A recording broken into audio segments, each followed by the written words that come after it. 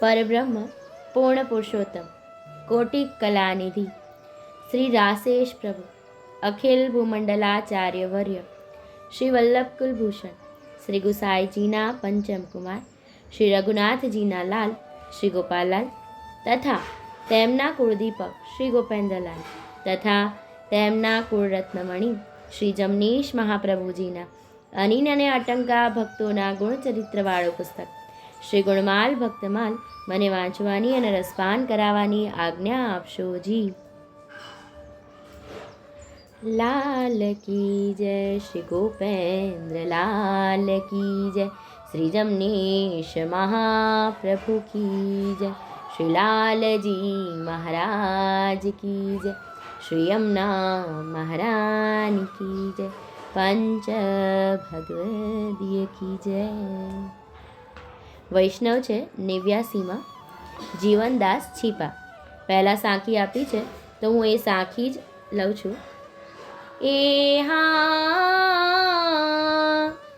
જન છીપા જમુનેશ પુરત ચલ્યો પ્રગાઉં તસ્યો કોસ ભરતીસ દાવન વેક છુદાઉં તલબ ભઈ તપખીર લાલચ ચિત યકુલાઈ પ્રતેર ગઠોરાતીન પ્રસાદ દુધો મોપાઈ. એ હા સોરંકી મન સમજ સદા ભઈ જીવન દ્રઢ ભારી ગ્રહે ગુણ ગોપેન્દ્ર પદ સુખ બચન કહે વિસ્તારી બચન કહે વિસ્તારી. ભાવાર્થ કહેતા કહે છે જીવનદાસ છીપા વૈષ્ણવ ધોરાજી ગામે નિવાસ કરતા હતા. એટલે જીવનદાસ છીપા વૈષ્ણવ છે અને ધોરાજી ગામમાં રહેતા હતા. તે શ્રી મહારાજ શ્રીના સેવક હતા. શ્રી જમનીશ મહાપ્રભુજીના સેવક હતા. તેમના સ્ત્રીનું નામ જે છે એ વાલબાઈ હતું. તેમના પત્નીનું નામ વાલબાઈ હતું. હવે આપણે પ્રસંગ આગળ જોઈએ એની પહેલાં જીવનદાસ છીપા એના વિશે થોડું જાણીએ. એના માટે હું આધાર લઉં છું પુષ્ટિ સંહિતા ભાગ 1 અને એનું પેજ નંબર છે 62. એની અંદર શ્રી જમનીશ મહાપ્રભુજી જે છે એ પોતાના નિકટવર્તી જૂથ જે બેઠા છે પાંચા બાબા એમની સાથે આ વાત થઈ રહી છે અને એ સાંભળી રહ્યા છે. ત્યારે જમનીશ મહાપ્રભુજી એમ કહે છે કે અહીંયા લીલાના જૂથ જે છે એ કલિકાળમાં પ્રગટ્યા. એમાં એમ કહે છે કે તમે સર્વે જે જો એ યમુનાજીના જૂથના મુખ્ય લલિતાજીના સખીના સ્વરૂપના છો એવું અહીંયા જમનીશ મહાપ્રભુજી કહે છે. એટલે કે આપણે સર્વે અહીંયા જે સખીગણની વાત કરવામાં આવી છે એમાં એમ કહે છે કે આપણે યમુનાજીના જૂથના છીએ. હવે યમુનાજીના જૂથની અંદર 2 મુખ્ય સખી છે. એક છે લલિતાજી અને બીજા છે વિશાખાજી. હવે અહીંયા લલિતાજીના જૂથના સખી વિશે હું આજે લેવાની છું કારણ કે આ જીવનદાસ જે છે એ સખીમાંના છે.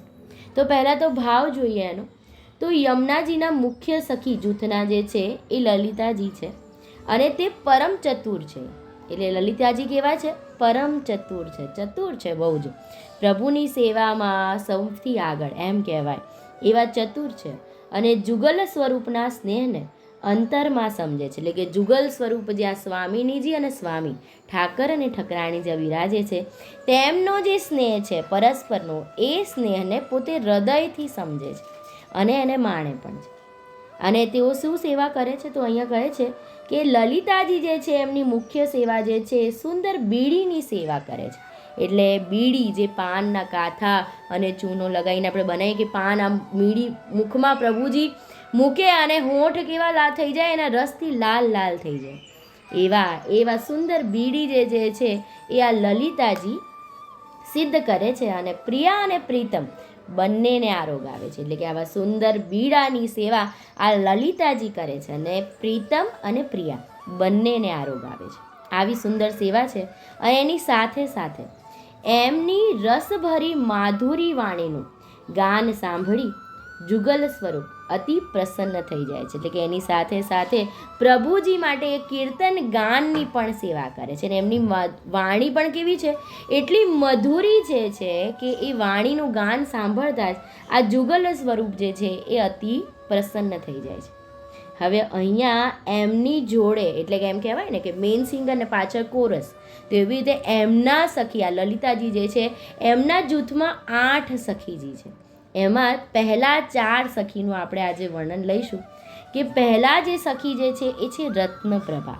હવે આ રત્નપ્રભા એ કોણ છે? તો એ પોતે પાંચા ભાભા જે છે એ રત્નપ્રભાનું સ્વરૂપ છે.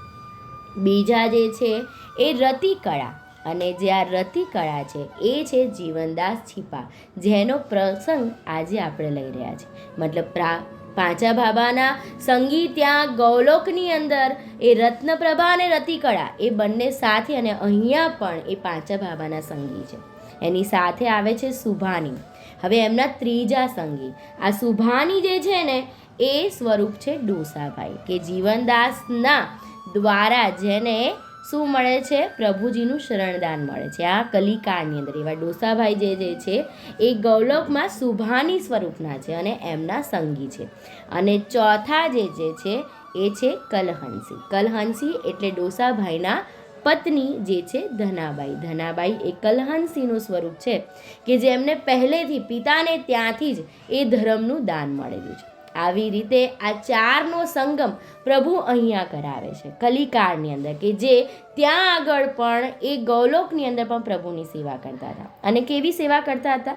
તો એક તો બીડાની, એટલે પ્રભુને અવનવી સામગ્રી એમ કહી શકાય, તો અહીંયા પણ એવી જ સેવા એ કરે છે. અને બીજું છે કે મધુરી વાણીની, જે ડોસાભાઈ એમની વાણી દ્વારા અવનવા કીર્તન રચીને પ્રભુની સેવા અહીંયા કલિકાળમાં પણ કરે છે. તો આવી રીતે આ જીવનદાસ જે છે એ રતિકળાના સ્વરૂપના છે, લલિતાજીના સખીના સ્વરૂપમાં. હવે તેમને અહીંયા કલિકાળની અંદર જમનીશ મહાપ્રભુજીનું સેવન છે. અને તેમના પત્ની જે છે એ વાલબાઈ છે. પ્રસંગ આગળ જોઈએ કે આ બંને માણસ જે છે એ પ્રભુ ઉપર અત્યંત દ્રઢતા ધરાવે છે. અને બંને જણને એવી ટેક છે કે હંમેશા એક વૈષ્ણવને પ્રસાદ લેવડાવો અને પછી જ પોતે પ્રસાદ લેવો. એટલે શું કહે છે કે એક વૈષ્ણવને હંમેશા પ્રસાદ પહેલાં લેવડાવવું અને પછી જ પોતે પ્રસાદ લેતા, તેવી ટેક એમની હતી. અને પ્રભુની પણ એવી કૃપા કે જ્યાં સુધી એમની દેહ રહીને ત્યાં સુધી એમની આ ટેક પણ પાડી. હવે જીવનદાસને તપખીરનું વ્યસન હતું, તપખીર ખાવાનું વ્યસન, કે તપખીર ન ખાય તો ચેન ન પડે એવું વ્યસન. હવે એક દિવસ આ જીવનદાસ જે છે એ ગામ જતા હતા અને 30 ગાંવ ચાલ્યા. 30 ગાંવ જેટલું ચાલીને આગળ નીકળ્યા અને તપખીર જે સાથે હતી એ થઈ રહી. હવે તપખીર જે છે એનું વ્યસન એવું, તપખીર થઈ રહી, હવે એના વગર ચાલે નહીં એવી તલબ લાગી અને મનમાં અકળામણ થવા લાગી કે તપખીર છે એને મન અકળાવા લાગ્યું. ભૂખ પણ જોડે લાગેલી, 30 ગાંવ ચાલ્યા, જોડે સામગ્રી હતી એ પણ થઈ રહી હતી. એટલે હવે ભૂખ પણ લાગી છે અને તપખીરની તલબ પણ લાગી. ચાલવાની પણ હવે શક્તિ રહી નહીં. કેમ? કારણ કે મન જ્યારે વ્યાકુળ હોય ને તો કશું જ કરવું ન ગમે. એમ હવે ચાલવાની પણ શક્તિ નથી. એટલે જ્યારે આવું થયું ત્યારે મનમાં મહારાજ યાદ આવ્યા અને મનમાં મહારાજ મહારાજ એમ કહીને એ તો ત્યાં વિસામો કરવા બેઠા. એટલે ત્યાં આગળ એ થાક્યા છે અને હવે એ એક ઝાડ નીચે ત્યાં આગળ ધોખડ છે, ત્યાં આગળ મહારાજ મહારાજ જમનીશ મહાપ્રભુજીનું સ્મરણ કરે છે. અને સ્મરણ કરતાં કરતાં ત્યાં બેઠા અને એ ધોખડમાં જ થોડી વાર 2 ઘડી માટે આડે પડખે થયા. એટલે થોડી વાર એમ કે વિસામો કરું તો કદાચ આ મનમાં જે વ્યાકુળતા છે એ ઓછી થાય. હવે તો 2 ઘડી જેટલો વિસામો કર્યો અને પછી થોડી વારે 2 ઘડી પછી ઊભા થયા અને જુએ તો બાજુમાં તપખીરના 2 દળિયા પડ્યા છે. એટલે કે 2 દૂના ભરીને તપખીર પડી છે બાજુમાં, અને એની સાથે સાથે દૂનાની અંદર પ્રસાદ પણ મૂકેલો છે. એટલે કે 2 દૂના તપકીર અને 1 દૂનો પ્રસાદ, એવી રીતે પ્રસાદ અને તપકીરના 3 દૂના ત્યાં આગળ મૂકેલા છે. અને જેવું જુએ છે ત્યારે કેવું થાય, હૃદયમાં એમ થાય ને કે પ્રભુ કેટલા કૃપાળુ છે કે એના જીવના એક આવા નાના એવા કષ્ટને પણ પ્રભુ સહન નથી કરી શકતા. કેટલો પરિશ્રમ લઈને પ્રભુ ત્યાં બિરાજે, કેટલી પરિશ્રમ લઈને પ્રભુએ ત્યાં દૂના પહોંચાડ્યા છે. એટલે મનમાં તરત જ એવા ભાવ થયા અને આ જે છીપા જીવનદાસ જે છે એને તો એમ થયું કે પ્રભુએ મારા ઉપર ઘણી જ કૃપા કરી અને ખૂબ જ પ્રભુનો આભાર માનવા લાગ્યા. મનમાં જે દ્રઢતા હતી એ જાણે 2 ગણી થઈ ગઈ પ્રભુ ઉપર કે પ્રભુ કેટલા કૃપાળુ છે. આવી રીતે મહારાજ જે છે પોતાના નિજજન જે છે એને થોડું પણ કષ્ટ પડે તો એને નિવારે છે, પણ શું હોવું જોઈએ? તમને દ્રઢતા હોવી જોઈએ. એ બહુ અગત્યનું છે. એ જીવનદાસ શ્રી ગોપેન્દ્રજીના ગુણરૂપ ભગવદીનું ધ્યાન કરતા. એટલે જીવનદાસ જે છે એમના ભગવદી સંગી વૈષ્ણવ હોય એમને શ્રી ગોપેન્દ્રજીનું સ્વરૂપ માનતા અને એમનું ગુણગાન કરતા. ડોસાભાઈએ જે ગ્રંથ કર્યા છે તેમાં ઉપમા પોતાના સંબંધી જીવનભાઈને આપી છે. હવે આ બહુ એક સમજવા જેવું વાક્ય છે કે ડોસાભાઈએ અત્યાર સુધી જે પણ ગ્રંથ કર્યા, એમણે જે પણ ગ્રંથ કર્યા અને જે પણ પદની રચના કરી એ બધામાં એમણે ઉપમા જે છે એ પોતાના સંગી વૈષ્ણવ જે છે એ જીવનદાસને આપી છે. એ આ જીવનદાસ છે. હવે એમનો પ્રસંગ તો આપણે જાણીએ જ છે, પણ છતાં એકવાર થોડું તાજું થાય એટલા માટે થોડુંક સૂક્ષ્મમાં લેવાનો પ્રયત્ન કરીશ કે કઈ રીતે જીવનદાસ જે છે એ ડોસાભાઈને મળ્યા અને કઈ રીતે એમને શરણદાન અપાવ્યું. એ તો પ્રભુની એક લીલા જ છે. ડોસાભાઈના પત્ની ધનાબાઈ એ પહેલેથી સેવા કરે જ છે. એમના ઘરે એમના જે કાકા જે છે એમણે પહેલેથી જ એમને ચરણ રજની પોટલી અને યમુનાજીના જે રજ હોય ને એની થેલી અને માંડવાનો દોર. હવે અહીંયા પણ આપણને પ્રમાણ મળે કે આપણા પ્રભુએ ક્યારેય પણ બીજા કોઈ સેવન પધરાવી આપ્યા નથી. આપણામાં સેવા જે થાય છે એ હંમેશા હસ્તલિખિત ચિત્રજીત, યમુનાજીના લોટીજી અને તેની સાથે યમુનાજીના જે રજ જે છે એની થેલી અને માંડવાના દોર, આની જ સેવા થાય છે. તો આવું જ સેવન એમના જે કાકા જે છે એમને લગ્ન સમયે પધરાવી આપેલું. પણ માર્ગ ગોપ્ય રાખવાનો હોય એટલે ધનાબાઈ ઘરમાં કશું જાણ કરતા નથી. હા, મેળ પ્રમાણે બધું જ કરે છે, પણ પોતાના પતિને પણ ખબર પડવા દેતા નથી કે હું કયો ધર્મ પાળું છું. હવે ડોસાભાઈ એમ મનમાં હંમેશા પત્ની હોય ને, સ્ત્રી હોય એને હંમેશા એમ હોય કે મારા પ્રભુ મારા ઉપર કૃપા કરે તો એમના ઉપર પણ થોડી વધારે કૃપા કરે.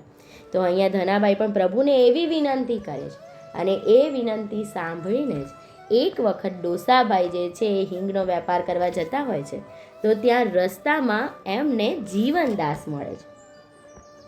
જીવનદાસ એ પહેલેથી દ્રઢતાવાળા વૈષ્ણવ, પ્રભુ શ્રી જમનેશ મહાપ્રભુજીની અત્યંત કૃપા.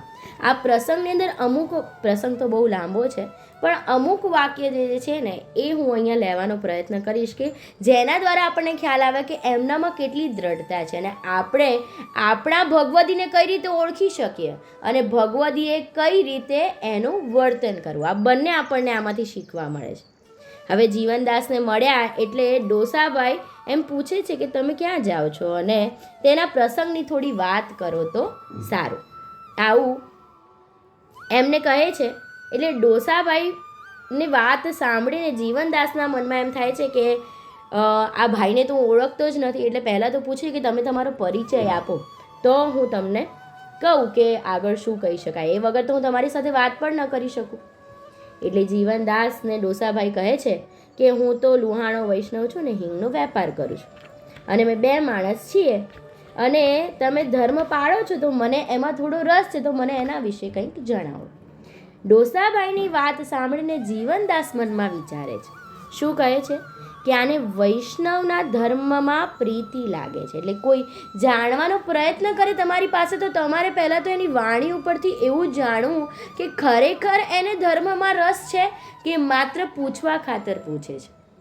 તો અહીંયા એમને જીવનદાસને ડોસાભાઈની જે વાત છે એ વાત ઉપરથી એવું લાગ્યું કે ખરેખર આને વૈષ્ણવ ધર્મમાં પ્રીતિ લાગે છે. અને પછી મનમાં વિચારે છે કે જો ખાતાનો જીવ હશે તો ભળશે, પણ મારાથી વધારે ન કહેવાય. મતલબ આપણા ધર્મની વાત જો તમે બીજાને કહો છો તો એને વધારેમાં કહી ન શકાય. મતલબ જો તમને કોઈ સાનુભાવનો અનુભવ હોય તો એ કોઈ અવૈષ્ણવની સાથે એને ન કહી શકાય. હા, પણ આપણા માર્ગ વિશે જો એને કંઈ જાણવું અને તમને લાગે કે ના ખરેખર આને રસ છે તો એને માર્ગના સિદ્ધાંત વિશે પહેલાં જણાવો કે જેથી કરીને એને ખ્યાલ આવે કે આ માર્ગ કેવો છે. અને અહીંયા જ જીવનદાસ જે છે એ પણ ડોસાભાઈને એવું જ કહે છે. શું કહે છે કે અમારો માર્ગ જે છે એ વલ્લભી સંપ્રદાય છે અને એને પુષ્ટિ માર્ગીય કહેવામાં આવે છે. અને એની સાથે એમ કહે છે કે અમારા ઠાકોરજી જે છે એ વલ્લભ કુળના લાલ છે. પણ છેલ્લે શું કહે છે, એની સાથે કહે છે કે અમારો માર્ગ તો સૌથી ઊંચો છે, એટલે કે અમારા પ્રભુ તો પૂર્ણ પુરુષોત્તમ છે અને અમે સર્વે જે છીએ એ વૈષ્ણવ કહેવાઈએ છીએ. હવે આવું જાણ્યું પૂર્ણ પુરુષોત્તમ વિશે એટલે ડોસાભાઈ તો ખાતાના જીવ છે, એટલે વધુ પૂછવાની ઈચ્છા થઈ. એટલે એમ કહ્યું કે તમે આવી રીતે કહો છો તો તમારા સંપ્રદાયની જે રીત ભાત હોય એના વિશે મને જણાવો, જો નિયમ હોય તો એના વિશે જણાવો. એમણે એવું નથી કહ્યું કે આ માર્ગથી શું પ્રાપ્તિ થશે, એવું નથી પૂછ્યું. શું પૂછ્યું છે કે નિયમ મને જણાવો, એની રીત ભાત જણાવો. મતલબ ખરેખર વૈષ્ણવ થવું છે, એ વૈષ્ણવ દ્વારા શું પ્રાપ્તિ થાય છે ને એ નથી કરવી. અહીંયા એ બહુ અગત્યનું છે. એના પછી શું કહે છે, આવી વાત સાંભળી અને જીવનદાસ કહે છે કે તમે હજી વૈષ્ણવ થયા નથી, એટલે વધારે તો મારાથી કંઈ કહેવાય નહીં. હા, પણ હું એટલું કહી શકું કે માર્ગમાં વૈષ્ણવ થયા પછી અવૈષ્ણવના હાથનું ખાનપાન તમારાથી થશે નહીં. એટલા માટે આ માર્ગ દોરેલો છે. એટલે કે વૈષ્ણવની વાત તમે સાંભળો, માર્ગ બહુ ઉત્તમ છે, પણ હું તમને એના વિશે જાજુ ન કહી શકું કારણ કે તમે હજી વૈષ્ણવ નથી થયા ને. પણ અગત્યનું શું છે આ માર્ગમાં, તો સૌથી અગત્યનું છે કે તમે અવૈષ્ણવના હાથનું ખાનપાન ન કરી શકો. કેમ? કારણ કે અવૈષ્ણવના હાથનું ખાનપાન કરો તો એના જેવી બુદ્ધિ તમારામાં આવે. એટલે અમારા પ્રભુએ તો એ ના પાડી છે, એટલે કે તમારે અણસમર્પિત કશું ન લઈ શકાય. જ્યારે આવું એ ડોસાભાઈ સાંભળે છે ને તો મગજમાં તરત જ ચમકારો થાય. કેમ? કારણ કે પત્ની તો એ પ્રમાણે જ રહે છે, ઠાકોરજીની સેવા કરે છે, કોઈ વૈષ્ણવ આવે તો જયગોપાલ કરે છે, ઘરમાં પણ એમને ક્યાંય અડવા દેતા નથી. ઠાકોરજીને ભોગ લાવે અને પછી જે ભોગ આવ્યો હોય એ જ એમને જમવા આપે છે. એટલે આવું રહેણી કરણી જે ચાલે છે એ જોઈને એમને મનમાં થાય છે ડોસાભાઈને કે મારા ઘરે તો પહેલેથી જ વૈષ્ણવ ધર્મ પાળે છે. અને એવું એ જીવનદાસને પણ કહે છે. એટલે જીવનદાસને ખ્યાલ આવ્યો કે ખરેખર ઘરમાં વૈષ્ણવી વ્યવહાર તો પહેલેથી જ છે ને, આ તો ખાતાનો જ જીવ છે. અને એટલા માટે કહે છે કે સારું, તો તમે કાલે મંડપમાં આવજો અને આપણે પ્રભુને વિનંતી કરીશું જો તમારે સેવક થવું હોય તો. એટલે ડોસાભાઈને હૃદયમાં એવું થયું કે મારે સેવક થવું છે. પોતાના પત્નીને પણ કહે છે. અને બીજે દિવસે એ સામૈયાના દિવસે ત્યાં આગળ જાય છે અને પ્રભુશ્રીને વિનંતી કરે છે. જીવનદાસ જોડે જાય છે અને જમનેશ મહાપ્રભુજી માંડવામાં બિરાજ્યા છે. ધનાબાઈને તો જમનેશ મહાપ્રભુજીના દર્શન કરતા જ મહારાજના મુખમાં નિરખતા કોટી કોટી ભાનુ સમાન તેજોમય સ્વરૂપના દર્શન થાય. એટલે કે સૂર્યના કોટી સૂર્યનું તેજ હોય એવા તેજોમય સ્વરૂપના એમને દર્શન થાય છે. અને જીવનદાસ વિનંતી કરીને કહે છે કે પ્રભુ આ જીવ જે છે એને માળા બાંધવી છે. અને એ સમયે એ જીવનદાસને પ્રભુજી જમનેશ મહાપ્રભુજી 2 માળાજી આપે છે. ત્યારે જીવનદાસ પોતાના હસ્તે એ 2 માળાજી એ ડોસાભાઈના કોટમાં એટલે કંઠમાં બાંધે છે. અને મહારાજ પોતાના શ્રીમુખથી શ્રી ગોપેન્દ્રજીના નામનો મંત્રોપદેશ 3 વાર બોલાવે છે. એટલે કે ડોસાભાઈના ગળામાં જીવનદાસ માળા બાંધે છે અને જમનેશ મહાપ્રભુજી ગોપેન્દ્રલાલના નામનો મંત્રોપદેશ 3 વાર બોલાવે છે અને પછી પંચાક્ષર મંત્ર બોલાવે છે. એ પછી જીવનદાસ એમના કપાળમાં તિલક કરે છે, તાંદુલ કરે છે અને ધનાબાઈ મહારાજના ચરણમાં શ્રીફળ મિશ્રી, કારણ કે તમે શરણે જાઓ એટલે પ્રભુને ભેટ અને શ્રીફળ મિશ્રી ધરવાના હોય છે, તો અહીંયા ભેટ અને શ્રીફળ મિશ્રી ધરે છે. હવે આવી રીતે જે જીવનદાસ જે છે એ ડોસાભાઈનો હાથ એ પ્રભુ સાથે મેળવે છે. અને આવી રીતે જ્યારે કોઈ ભગવદી શું છે, કડી છે, કોઈ કડીને છોડીને સીડી ચડવા જાઓ તો એક પગથી છોડીને બીજું ન ચડાય ને, હંમેશા પહેલા ઉપરથી જ બીજા ઉપર જવાય, એને તોડીને ન જઈ શકાય. તો અહીંયા જીવનદાસે એમની કડી છે. અને એટલા માટે જ ડોસાભાઈએ જે પણ પદ, અને એ પછી પણ ડોસાભાઈ જે છે એ કહે છે કે જીવનદાસે ઘણા અનુભવ છે અને મેં જે પણ કીર્તન, ખ્યાલ, ધોળ એ બધું ગાયું છે ને એ બધું જની રચના એ જીવનદાસના સંગે થઈને જ કરી છે. એમના અનુભવ અને પાંચા બાબાના અનુભવ ઉપરથી એમના પ્રતાપે જ મારાથી લખાયું છે. એ વગર આમાંથી કશું જ મારાથી થઈ શકે નહીં. અને એટલા માટે જ એમણે જે પણ પદ કે જે પણ ગ્રંથની રચના કરીને એમાં સર્વમાં તેમણે જીવનદાસને ઉપમા આપી અને લખ્યું છે. ઉપમાન એમાં જીવનદાસનું આપવામાં આવ્યું છે. આવા જીવનદાસ છીપા એ પ્રભુશ્રીના કૃપાપાત્ર વૈષ્ણવ હતા. પ્રભુને એમના ઉપર કૃપાનો પાર નથી. અહીંયા એમનો પ્રસંગ પૂર્ણ થાય છે. અને મારાથી કોઈ પણ ભૂલચૂક થઈ હોય તો મને દાસના દાસ જાણીને ક્ષમા કરજો. હું મારી વાણીને પણ અહીંયા વિરામ આપું છું. સર્વે વૈષ્ણવોને મારા જય શ્રી ગોપાલ.